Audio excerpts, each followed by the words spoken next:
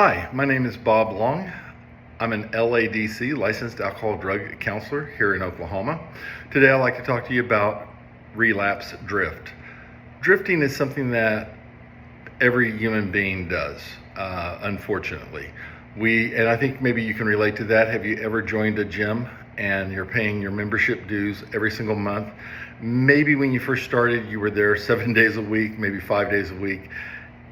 You're working out, you're having fun, you left, you felt great about yourself, and then give it 2 or 3 weeks, maybe a month, and you're down to 3 to 5 days a week instead of 5 to 7. Give it another month, you're down to maybe 2 times a week, and then pretty soon you're just paying the membership fees, and you're not even going to the gym. You're not getting the benefits. That's drift. Maybe you have found the Lord, and you are in church Wednesday night, Sunday morning, Sunday night, and then pretty soon that little inner critic starts saying, you got to get up on Monday and go to work. I don't think that you really need to. God knows that you love him. You're there Wednesday night and Sunday morning. That's good enough. And you buy into that pretty soon. Well, it's really cutting them to my family time on Wednesday night. I think that just going Sunday morning is enough. And then before you know it, you're just going on Christmas and Easter. And then shortly after that, you're just going on Easter, maybe. And then, you haven't been to church in years. We drift away from those things we love. It even happens in marriage. You get married, everything's wonderful in the honeymoon stage. And then pretty soon we drift away from those things that are truly important. Well, it happens in recovery as well. When people leave inpatient, they are fired up. They are so ready. They're hopeful, and they get out there and they begin to drift. Many times I've been fishing out on a large lake in a john boat, and with no anchor, and there's a light wind, and quite honestly, I think I'm staying in the exact same place, but the wind is just slowly drifting me away from where the fish are, okay? Somehow it doesn't drift the fish away with me. So anyway, I think we have to have some anchors in our lives in order to stay focused and keep what's important in our lives. And that's a challenge because it's hard to do. There's a sign on my door, and I have many signs up here, as you can see. Only difference is these were not written by me. The one on my door was written by me. It was inspired by my little voice of addiction.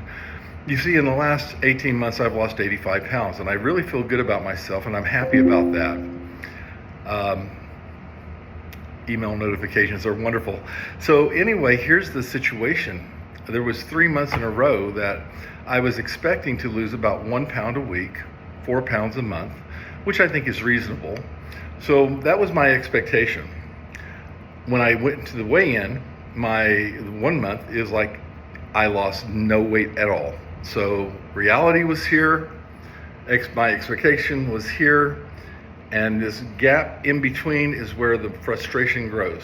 And this is where that little voice of addiction or a critic can start really banging you over the head. The second month, I gained 2 pounds, and the third month I gained 4 pounds. And now my little critic, or that little voice of addiction, Ernie, is no longer beating me up. He's very sympathetic, a tricky little bastard. And he's saying to me things like, you know what, it's okay. You've really done good on this diet. This is the best you've ever done on any diet. I think maybe we should just stabilize it this way and then go off the diet, which is his goal. He doesn't want me being healthy. He doesn't want me to be happy. He wants me fat and miserable. God, I love Ernie. Okay, so anyway, I'm sitting there and I start to examine what has been going on the last 90 days. And I ask myself, am I drinking all the water that I'm supposed to be drinking? Okay. I drink about 3/4 of one of these every day. And the answer was no, I'm not drinking my water. Okay.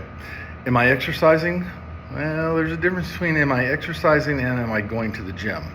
Well, I was still going to the gym, but I wasn't hitting it very hard. And I certainly wasn't doing my cardio. Bob, that's going to be 30 minutes on the elliptical. You really need to get home.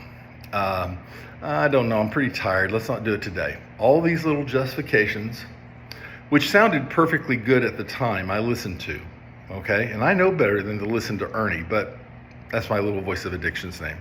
I know better than to listen to him, but I went ahead and listened to him. And then I asked myself, am I really sticking to my diet or am I cheating?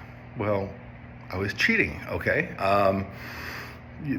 There's a famous saying, if you eat at McDonald's and no one sees you, the food has no calories. That's not true. I found out that the food has twice as many calories in that situation, or at least that's the way I think about it now. So now I am in a situation where I am kind of depressed. I'm beating myself up, even though I made good progress. And I stopped and I thought about this for a second, and I said, Ernie, am I listening to you again? And the answer was yes, I was.